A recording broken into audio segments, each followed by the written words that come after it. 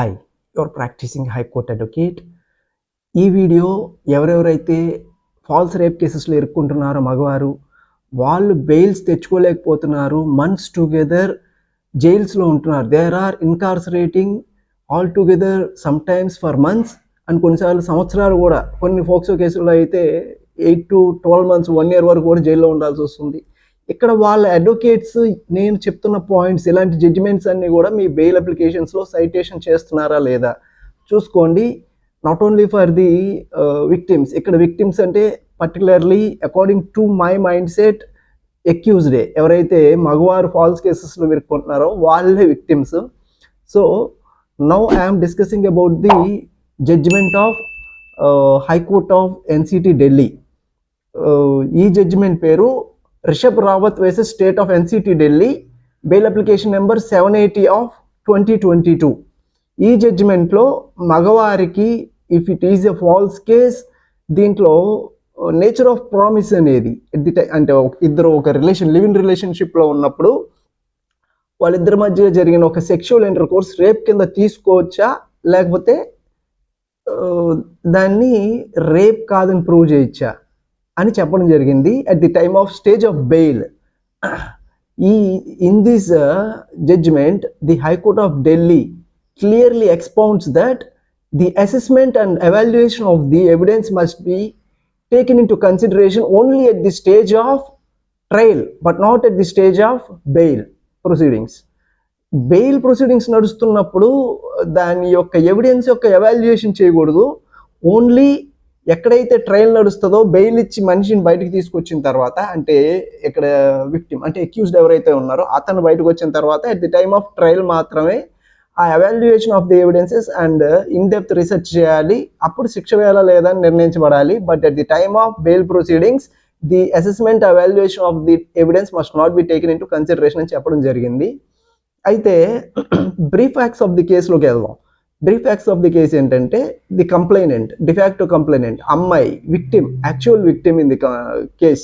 ఆమె ఏం కంప్లైంట్ పెట్టింది అంటే ఇతను మ్యారేజ్కి బిఫోర్ 2021లో జనవరిలో అలాగే మేలో 2 సార్లు నాతో సెక్షువల్ ఇంటర్ కోర్స్ చేశాడు without my consent, without consensual sexual without my అంటే నా పర్మిషన్ లేకుండా, నాకు ఇష్టం లేకుండా నాతో ఒక సెక్షువల్ రిలేషన్షిప్ అనేది బిల్డప్ చేసుకోవడం జరిగింది అని చెప్పి కంప్లైంట్ పెట్టింది. బట్ ఆ సెక్షువల్ రిలేషన్షిప్ గురించి వాళ్ళ ఫ్యామిలీస్కి తెలుసు. లేటర్ వాళ్ళిద్దరు ఎడ్యుకేషన్ కంప్లీట్ అయిపోయిన తర్వాత వాళ్ళిద్దరికి మ్యారేజ్ చేద్దాం అని చెప్పి వాళ్ళ పేరెంట్స్ కూడా డెసిషన్ తీసుకోవడం జరిగింది. ఇదంతా జరిగిన తర్వాత ఏమొచ్చి కంప్లైంట్ పెట్టింది. ఈ కంప్లైంట్లో ఏం పెట్టిందంటే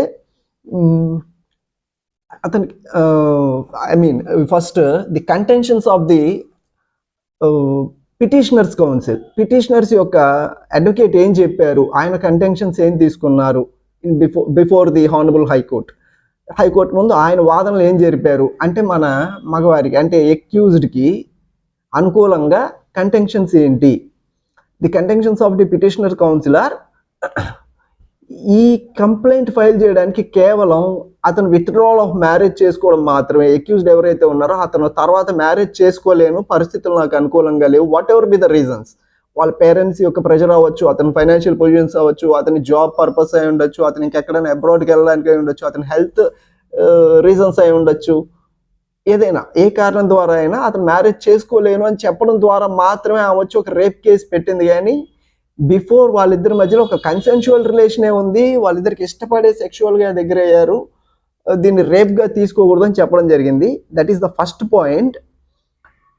and the second point is, ఇక్కడ ఏదైతే వీళ్ళిద్దరు ఇక్కడ రాసిన కంప్లైంట్లో ఏం రాసిందంటే జనవరి 2021లో ఒకసారి మేము సెక్షువల్గా కలిసాము, అలాగే మే 2021లో ఒకసారి సెక్షువల్గా కలిసాము అని చెప్పి రాసింది. అయితే ది సెకండ్ పాయింట్ మన పిటిషనర్స్ కౌన్సిల్ చెప్పింది ఏంటంటే ఫస్ట్ టైం సెక్షువల్ రిలేషన్ ఏదైతే జరిగిందో వాళ్ళిద్దరి మధ్యలో దాని గురించి స్పెసిఫిక్ ఎలిగేషన్స్ ఉన్నాయి. కానీ అంటే date, time, place of the offence, ఆ ప్లేస్ ఆఫ్ అఫెన్స్ ఎక్కడ రాసింది అంటే అబ్బాయి వాళ్ళ ఇంటి దగ్గర అని రాసింది. But at the time of May 2021లో జరిగిన సెక్షువల్ ఇంటర్ కోర్స్ ఎక్కడ జరిగింది అనేది there is no specific allegation, only general allegations మాత్రమే ఉన్నాయి. ఈ డేట్లో జరిగింది అని చెప్తుంది కానీ, ఈ మంత్లో జరిగింది అని చెప్తుంది కానీ ఎక్కడ జరిగింది ఎలా జరిగింది అనేది ఏమి చెప్పలేకపోతుంది. Those are only general allegations, omnibus allegations అంటారు వాటిని, ఇప్సే దిక్సిట్ అంటారు. అంటే ఏ డాగ్మాటిక్ ఎక్స్ప్రెషన్. ఈ ఈ వర్డ్స్ అన్ని ఎందుకు వాడుతున్నారంటే చాలా మంది మన లీగల్ స్టూడెంట్స్ కూడా చూస్తున్నారు, వాళ్ళకు కూడా ఉపయోగపడతాయి, వాళ్ళు కూడా లీగల్ సబ్జెక్ట్స్ నేర్చుకోవాలి అంటే. So this is the third point. And the fourth point is the both are even male and female ఇద్దరు కూడా ఎడ్యుకేటెడే, ఇద్దరు పేరెంట్స్కి తెలుసు వాళ్ళిద్దరు కన్సెన్సువల్ సెక్షువల్ రిలేషన్షిప్ గురించి. Both are majors, they know the consequences of the sexual relations. వాళ్ళిద్దరు sexual పాల్గొనడం వల్ల ఫర్దర్గా ఏం జరుగుతుందో వాళ్ళిద్దరికి well known about the circumstances and the consequences, whether they will marry or not అనేది. సో అన్ని తెలిసే వాళ్ళు ఇష్టపూర్వకంగానే పాల్గొన్నారు. And the fifth point is a mere breach of promise will not institute, cannot institute a rape case under section 375 and 376 of the IPC. ఒక just mere breach of promise కి false promise కి difference ఉందండి, చెప్తాను. ఈ 5 పాయింట్లు contentions గా మన council for the petitioner చెప్పడం జరిగింది, advocate for the petitioner high court ముందు. ఇది అయిపోయిన తర్వాత అడ్వకేట్ ఫర్ ది రెస్పాండెంట్ ఆయన ఏం చెప్తారు, కంప్లైంట్లో ఉన్నదే చెప్తారు. ఆడవారు ఏం చేశారు, ఆ కంప్లైంట్లో ఏం రాశారు, పాడిందే పాడారు, ఏం రాసిందే రాశారు. ఏంటిది, నా కన్సెంట్ లేకుండా నాతో సెక్షువల్ రిలేషన్లో పాల్గొన్నాడు అనేదే రాశారు. ఆయన కూడా the counsel for the respondent కూడా అదే చెప్పడం జరిగింది. ఏం చెప్పాలో తెలియక ఆమె ఇష్టం లేకుండా సెక్షువల్ రిలేషన్లో ఒక ఎస్టాబ్లిష్ చేశాడు, ఆమెకి ఇష్టం లేదు. At the time of making the promise అతనికి రాంగ్ ఇంటెన్షన్ ఉంది. అతను బిగినింగ్ నుంచి ఒక రాంగ్ ఇంటెన్షన్తో పెళ్లి చేసుకోవాలని ఇంటెన్షన్ లేకుండానే only for the sake of for the satisfaction of his lust, అంటే అతని సెక్షువల్ డిజైర్స్ని ఫుల్ఫిల్ చేసుకోవడానికి మాత్రమే ఈ సెక్షువల్ ఇంటర్ కోర్స్లో పాల్గొనడానికి మాత్రమే ఆ ప్రామిస్ చేశారు తప్ప at the time of promise అతనికి ఇంటెన్షన్ లేదు, మ్యారేజ్ చేసుకునే ఇంటెన్షన్ లేదు అని చెప్పారు. ఏదైతే రాసిందో అదే చెప్పారు, ఇంక చెప్పడానికి ఏముంది. ఇన్ అడిషన్ టు దట్ ఎవరైతే the friend of the accused ఉన్నారో అతను ముందు కూడా ఇదే విషయాన్ని ఒప్పుకున్నాడు అని చెప్పడం జరిగింది council for the respondent and advocate for the respondent. దీన్ని ఎక్స్ట్రా జ్యుడిషియల్ కన్ఫెషన్ అంటారు. లీగల్ స్టూడెంట్స్కి ఉపయోగపడుతుందని చెప్తున్నాను. ఎవరన్నా వేరే పర్సన్ దగ్గర బిఫోర్ ది కోర్టు కాకుండా బిఫోర్ ది పోలీస్ కాకుండా ఏదన్నా ఒక ఎవిడెన్స్ని తీసుకుంటే దాన్ని ఎక్స్ట్రా జ్యుడిషియల్ కన్ఫెషన్ అంటారు. సో ఈ 2 పాయింట్స్ పట్టుకొని ఇంకొక దరిద్రం ఏంటంటే మన మగవారికి ఈ ఫాల్స్ రేప్ కేసెస్లో విస్తృతంగా యూజ్ చేస్తున్నారు ఈ పాయింట్ని. Section 114A of the Indian evidence act 1872. ఈ 114A ఆఫ్ ది 1872 సెక్షన్ ఏం చెప్తుందంటే, ఒకవేళ ఒక రేప్ కేసు పెట్టినప్పుడు అమ్మాయి కనుక వచ్చి నాకు ఇష్టం లేకుండా నన్ను బలవంతంగా నాతో సెక్స్ జరిపాడు అని చెప్తే దాన్ని ప్రిజంప్షన్ కింద తీసుకోండి అని చెప్పారు. ఇంకో 3వ పాయింట్ యాడ్ చేసి కౌన్సిల్ ఫర్ ది రెస్పాండెంట్ ఈ పాయింట్ కూడా యాడ్ చేయడం జరిగింది. ఈ 3 పాయింట్లు యాడ్ చేయడం జరిగింది. Now after listening both the sides, contentions of the petitioner counsel and the contentions of the respondent counsel. Contentions అంటే ఏం లేదండి, ఆర్గ్యుమెంట్స్, ప్లీడింగ్స్, ఇద్దరు వైపు వాదనలు విన్న తర్వాత the observation of the high court ఏం చెప్పింది అంటే, ఇక్కడ నేచర్ ఆఫ్ ప్రామిస్, ఇక్కడ డిసైడ్ చేయాల్సింది నేచర్ ఆఫ్ ప్రామిస్. ఈ సింపుల్ అండి. ఇప్పుడు ఎప్పుడు కూడా రేప్ కేసెస్లో నేచర్ ఆఫ్ ప్రామిస్ అనేది డిసైడ్ చేస్తే సరిపోతుంది. ఇలా కన్సెంట్ ఉందా లేదా అని అనుకున్నప్పుడు అమ్మాయి ఏం చేస్తుంది, నేను ఒప్పుకోలేదు, నన్ను బలవంతంగా నాకు అబద్ధాలు చెప్పి నాతో సెక్షువల్ రిలేషన్ పెట్టుకున్నాడని చెప్తుంది. అబ్బాయి ఏమంటాడు, నాకు ఫస్ట్ ఇంటెన్షన్ ఉంది, మ్యారేజ్ చేసుకుందాం అనుకున్నాను, బట్ కాకపోతే ఆఫ్టర్ కొంత పీరియడ్ లాగ్ అయిన తర్వాత నేను చేయలేకపోయాను, నా ప్రామిస్ని నేను నిలబెట్టుకోలేకపోయాను, నీ ప్రామిస్ని బ్రేక్ చేశాను తప్ప at the time of making the promise నాకు రాంగ్ ఇంటెన్షన్ లేదు, నేను రాంగ్ ఇంటెన్షన్తో ప్రామిస్ చేయలేదు. ఇక్కడ 2 ఫ్యాక్టర్స్ ఉంటాయండి, వెరీ ఇంపార్టెంట్ ఫ్యాక్టర్స్. ప్రతి రేప్ కేసులో, అంటే అన్నెసరిగా ఇప్పుడు ఎవరో తెలియని పర్సన్ని లాక్కి వెళ్ళి పొదల్లోకి ఇదిలోకి రేప్ చేస్తూ ఉంటారు, అలాంటి కేసెస్లో కాదు. ఒక ఇద్దరు లివ్ ఇన్ రిలేషన్షిప్లో కానీ, లవర్స్ మధ్యలో కానీ, బాయ్ ఫ్రెండ్ గర్ల్ ఫ్రెండ్ మధ్యలో కానీ జరుగుతున్న రేప్ కేసెస్ అన్ని ఆల్మోస్ట్ ఎన్ని ఫాల్స్ కానీ తేలుతాయి. చివరి కన్విక్షన్ రేట్ 5 to 10% మాత్రమే ఉంటుంది. వీటిలో ఒకే ఫ్యాక్టర్ చూస్తారు, ఫాల్స్ ప్రామిసా లేకపోతే బ్రీచ్ ఆఫ్ ప్రామిసా. ఈ 2 డిఫరెన్స్ తెలుసుకోండి. మీ అడ్వకేట్ మీరు సజెస్ట్ చేయండి, ఇది ఫాల్స్ ప్రామిస్ అని ప్రూవ్ అయితే మీకు శిక్ష పడుతుంది, బ్రీచ్ ఆఫ్ ప్రామిస్ అని ప్రూవ్ అయితే మీరు శిక్ష నుంచి తప్పించుకుంటారు.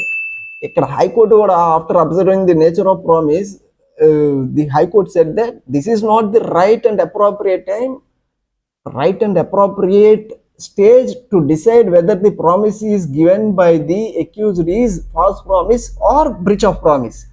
అతను ఇంటెన్షనల్గా ప్రామిస్ చేసి ఓన్లీ సెక్షువల్ డిజైర్స్ని కంప్లై చేసుకోవడానికి, అతను లస్ట్ తీర్చుకోవడానికి, అతను కోరికలు తీర్చుకోవడానికి ప్రామిస్ చేశాడా అంటే ఫాల్స్ ప్రామిసా, రాంగ్ ఇంటెన్షనా, లేకపోతే మంచి ఉద్దేశంతోనే సెక్షువల్గా పాల్గొని తర్వాత పరిస్థితులు అనుకూలించలేదా అనేది డెసిషన్ తీసుకోవడానికి this is not the right time.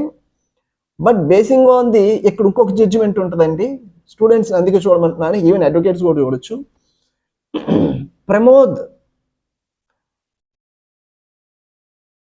Pramod Suryabhan Pawar versus state of Maharashtra. Pramod Suryabhan Pawar versus state of Maharashtra. ఈ జడ్జిమెంట్లో బాంబే హైకోర్టు ఏం చెప్పబడిందంటే ది బర్డెన్ ఆఫ్ ప్రూఫ్ అంటే ప్రూవ్ చేసుకోవాల్సిన బాధ్యత లైస్ ఆన్ ది విక్టిమ్, అమ్మాయి మీద ఉంటుంది. ఎక్కడైతే 114A ఆఫ్ ఇండియన్ ఎవిడెన్స్ యాక్ట్లో ఒక ప్రిజంప్షన్ తీసుకున్నారు చెప్తే నిజమైపోతుంది అని, అది లేడీస్కి అయితే అంటే విక్టిమ్స్కి అమ్మాయిలకి ఫేవరబుల్ అయితే ఈ జడ్జిమెంట్ అనేది మగవారికి ఫేవరబుల్గా ఉంది. ఈ జడ్జిమెంట్ని కన్సిడర్ చేసి, జడ్జిమెంట్ పేరు మళ్ళీ చెప్తాను please note down, Pramod Suryabhan Pawar versus state of Maharashtra. దీంట్లో బాంబే హైకోర్టు ఏం చెప్పింది అంటే the burden of proof lies on the women, the burden of proof lies on the victim. Victim మీద ఉంటుంది. ఏంటంటే అతను సెక్షువల్ ఇంటర్ కోర్స్ చేసేటప్పుడు అతనికి రాంగ్ ఇంటెన్షన్తోనే చేశాడు, అతనికి పెళ్లి చేసుకునే ఉద్దేశం లేదు, only to fulfil his sexual desires అని ప్రూవ్ చేయగలిగితే ఇమీడియట్గా బెయిల్ క్యాన్సిల్ అవుతుంది, బెయిల్ ఇచ్చే ఛాన్సెస్ ఉండవు. But here basing on the ex facie of the arguments, ex facie అనేది ఒక టెర్మినాలజీ అండి. ఈ ఎక్స్ఫేసీ అంటే ఏంటంటే on the face of the documents, ex facie of the arguments done by the petitioner counsel and the counsel for the respondents, the court came to a conclusion that ఇక్కడ క్లియర్గా ఉంది వీళ్ళిద్దరూ చేసిన ఆర్గ్యుమెంట్స్ని బేస్ చేసుకొని డిసైడ్ చేయలేము కానీ, కేసుని డిసైడ్ చేయలేము కానీ బెయిల్కి ఇక్కడ ఫాల్స్ ప్రామిస్ చేసినట్టుగా లేదు, ఓన్లీ బ్రీచ్ ఆఫ్ ప్రామిస్ చేసినట్టుగానే ఉంది అని పరిగణలోకి తీసుకొని ఈ జడ్జిమెంట్ని తీసుకొని దృష్టిలోకి తీసుకొని basing on the there is a very reputed saying that bail is a rule and jail is an exception said by our పితామహ ఆఫ్ లా కృష్ణాయన్ గారు చెప్పిన దాని మీద బేస్ చేసుకొని అతనికి బెయిల్ గ్రాంట్ చేయడం జరిగింది. సో ఇలాంటి జడ్జిమెంట్స్ గురించి తెలుసుకోవాలి, ఇలాంటి లీగల్ సబ్జెక్ట్స్ ఎన్హాన్స్ చేసుకోవాలి. ఫాల్స్ రేప్ కేసెస్లోనే కాదండి, సెక్షువల్ హారాస్మెంట్ కేసెస్లో కూడా, any kind of false criminal కేసెస్లో ఇలాంటి జడ్జిమెంట్స్ గురించి తెలుసుకోవాలంటే కైండ్లీ సబ్స్క్రైబ్ మై ఛానల్. ఎక్కడి వరకు చూసారంటే మీకు వీడియో నచ్చినట్టే అనుకుంటున్నా, నచ్చింది కాబట్టి లైక్ చేయండి, అలాగే సబ్స్క్రైబ్ చేయండి, వీళ్ళైతే షేర్ చేయండి. So your practising high court advocate is signing off. Thank you.